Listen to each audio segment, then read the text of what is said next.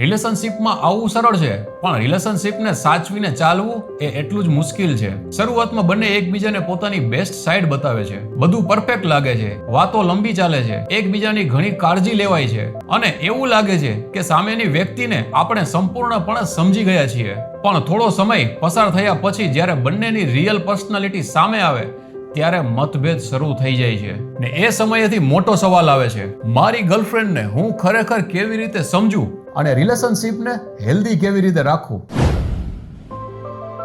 Point 1, તેને સાંભળો પણ જવાબ આપવા માટે નહીં. ઘણા છોકરાઓ ગર્લફ્રેન્ડ જ્યારે કંઈ પણ વાત કરે ત્યારે તેને તરત જ સોલ્યુશન આપવા લાગે છે, પરંતુ ઘણી વખત તેને સોલ્યુશન નહીં, સમજણ અને ઇમોશનલ સપોર્ટ જોઈએ છે. તે શું કહે છે તેની પાછળની ફિલિંગ સમજવાનો પ્રયત્ન કરો. ક્યારેક તે કોઈ વાતથી દુખી હોય તો તેને તરત જ આટલી નાની વાતમાં શું થયું એવું કહેવાને બદલે તને આ વાતથી ખરાબ લાગ્યું છે, હું સમજવાનો પ્રયત્ન કરીશ.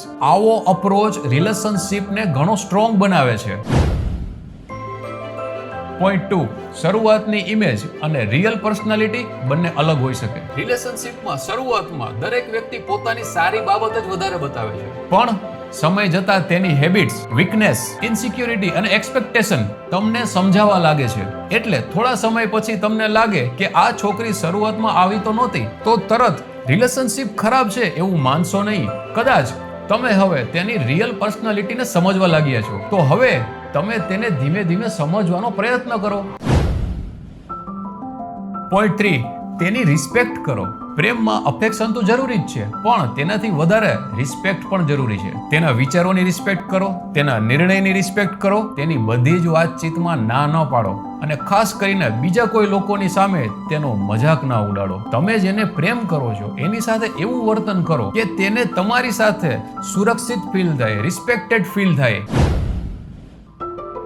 પોઈન્ટ 4, રિલેશનશિપ એટલે 24 કલાક સાથે રહેવું નહીં. ઘણા છોકરાઓ રિલેશનશિપમાં આવ્યા પછી છોકરીને કારણ વગરના કોલ કરે છે, વારંવાર મેસેજ કરે છે, ક્યાં છે, શું કરે છે, મને રિપ્લાય કેમ નથી આપતી, મળવા આવ, ક્યારે આવસ. આવું સતત કરવાથી પ્રેમ વધે એવું નથી. સામેની વ્યક્તિની પોતાની પણ લાઈફ છે. તે સ્ટડી કરતી હોઈ શકે, ઘરમાં કોઈ કામ કરતી હોઈ શકે, તે જોબ પણ કરતી હોઈ શકે, તે ફેમિલી સાથે પણ હોઈ શકે. ક્યારેક તેમને સિમ્પલી પોતાનો પર્સનલ ટાઈમ પણ જોઈએ. એટલે રિલેશનશિપમાં આવ્યા પછી તમારી પોતાની લાઈફ છોડીને તેની પાછળ જ લાગી જવું એ યોગ્ય નથી. તમારી સ્ટડી, તમારી કેરિયર અને તમારા ગોલ્સ પણ એટલા જ મહત્વના છે. પોઈન્ટ 5, ટ્રસ્ટ રાખો, પણ બ્લાઇન્ડ ટ્રસ્ટ નહીં. ઘણા રિલેશનશિપમાં સૌથી મોટો પ્રોબ્લેમ હોય છે ટ્રસ્ટ ઇસ્યુ. તે કોની સાથે વાત કરે છે, મને રિપ્લાય કેમ નથી કરતી, ઓનલાઈન હતી તો પણ મેસેજ કેમ ના કર્યો, આ કોનો કોલ હતો. આવા સવાલો સતત કરતા રહેશો તો રિલેશનશિપ પ્રેમ કરતા વધારે ઇન્ટેરોગેશન જેવું બની જશે. ટ્રસ્ટ સમય સાથે બ્લાઇન્ડ થાય છે. જો તમે બંને એકબીજા સાથે ઓનેસ્ટ રહેશો, કન્સિસ્ટન્ટ રહેશો અને લોયલિટી બતાવશો તો ધીમે ધીમે ટ્રસ્ટ વધશે. અને યાદ રાખો, ટ્રસ્ટ માંગવાથી નહીં, બિહેવિયરથી બને છે. પોઈન્ટ 6, તેની ફિલિંગ્સને સમજવાનો પ્રયત્ન કરો. દરેક વ્યક્તિને પોતાની ઇમોશનલ નીડ્સ અલગ હોય છે. એટલે એવું ક્યારેય ન વિચારશો કે મને જે રીતે પ્રેમ ગમે છે એને પણ એ જ રીતે પ્રેમ ગમવો જોઈએ. કોઈને વધારે કમ્યુનિકેશન ગમે, કોઈને પર્સનલ સ્પેસ ગમે, કોઈને વર્ડ ઓફ અફેક્શન ગમે, તો કોઈને એક્શન દ્વારા પ્રેમ અનુભવાય. એટલે તેની ફિલિંગ્સ અને જરૂરિયાત સમજવાનો પ્રયત્ન કરો. પરંતુ સાથે એક વાત પણ યાદ રાખવી, દરેક છોકરી એક સરખી નથી અને દરેક છોકરો પણ એક સરખો નથી. જેન્ડર કરતા એક વ્યક્તિને વ્યક્તિ તરીકે સમજવી એ વધારે જરૂરી છે. પોઈન્ટ 7, ટાઈમનો બેલેન્સ રાખો. રિલેશનશિપમાં ટાઈમ આપવો જરૂરી છે, પણ વધારે ટાઈમ પણ પ્રોબ્લેમ બની શકે અને બહુ ઓછો ટાઈમ પણ. જો આખો દિવસ મેસેજ અને કોલ કરશો તો સામેની વ્યક્તિ સફોકેટેડ ફીલ કરશે.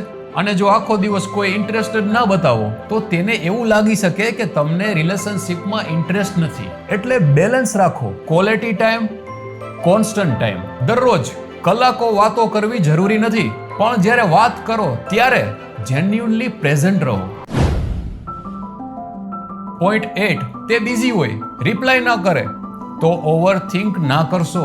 આ પોઈન્ટ વધારે મહત્વનો છે. તેનો રિપ્લાય ના આવ્યો એટલે તરત જ શું થયું, મારા પર ગુસ્સે છે, કોઈ બીજાની સાથે વાત કરે છે, મને ઇગ્નોર કરે છે? આવું વિચારવાનું શરૂ ના કરશો. કદાચ તે જેન્યુઅનલી બિઝી હશે. સ્ટડી, વર્ક, ફેમિલી અને પર્સનલ પ્રોબ્લેમ પણ હોઈ શકે. એટલે વારંવાર કોલ કરીને પ્રેશર ના બનાવો. તે ફ્રી થશે ત્યારે રિપ્લાય કરશે. અને જો ખરેખર પ્રોબ્લેમ હશે તો હેલ્ધી રિલેશનશિપમાં સમય જતા તે તમને સામેથી શેર કરશે.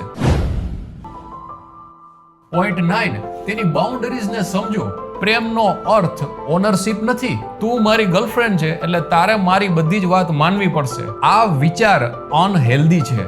દરેક વ્યક્તિની પોતાની બાઉન્ડરીઝ હોય છે. તેને ક્યારે વાત કરવી છે, કેટલો પર્સનલ સ્પેસ જોઈએ, કઈ બાબત તેને અનકમ્ફર્ટેબલ કરે છે, આ બધી જ બાબત તમે સમજવાનો પ્રયત્ન કરો. બાઉન્ડરીઝ એટલે ડિસ્ટન્સ નહીં, બાઉન્ડરીઝ એટલે રિસ્પેક્ટ. અને જો કોઈ બાઉન્ડરીઝ કહે તો તેને રિપીટેડલી ક્રોસ કરવી તે પ્રેમ નથી. પોઈન્ટ 10, જ્યારે તમે તેની સાથે બહાર જાઓ ત્યારે ગુડ જેન્ટલમેન બનો. રિલેશનશિપમાં માત્ર રોમેન્ટિક બનવું પૂરતું નથી, તમારી મેચ્યોરિટી પણ દેખાવી જોઈએ. તેને રિસ્પેક્ટ આપો, તેના કમ્ફર્ટનું ધ્યાન રાખો. તે ક્યાંય અનકમ્ફર્ટેબલ તો નથી ને? તેને કાંઈ જોઈ છે કે નહીં? તે આ જગ્યા પર સેફ ફીલ કરે છે કે નહીં? આ બધી નાની નાની બાબતો તમારા કેરેક્ટર વિશે ઘણું કહે છે. અને સૌથી મહત્વની વાત, ગર્લફ્રેન્ડની સાથે નાના બાળકની જેમ નહીં, પણ એક મેચ્યોર પાર્ટનર તરીકે તેની સાથે વર્તો. આજકાલ હું ઘણા એવા કપલ્સને જોઉં છું જે ચીકુ પીકુ કરતા હોય છે.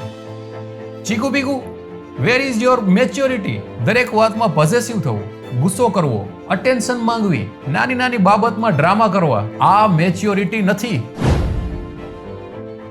સમજવું, સાંભળવું, ટ્રસ્ટ કરવું, રિસ્પેક્ટ કરવું અને જરૂર પડે ત્યારે સ્પેસ પણ આપવું. અંતે હેલ્ધી રિલેશનશિપ એ નથી જ્યાં બંને લોકો એકબીજા સાથે આખો દિવસ ચોટેલા રહે, ફોનમાં, મેસેજમાં.